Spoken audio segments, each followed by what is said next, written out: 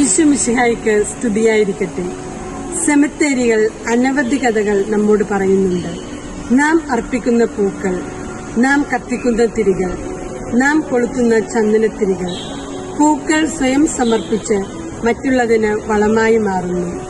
ദീപം ലോകത്തിന് പ്രകാശമായി മറ്റുള്ളവർക്ക് ദീപനാളമായി വിളങ്ങുന്നു. ധൂപം സുഗന്ധത്താൽ മറ്റുള്ളവർക്ക് പരിമളം പരത്തുന്നു.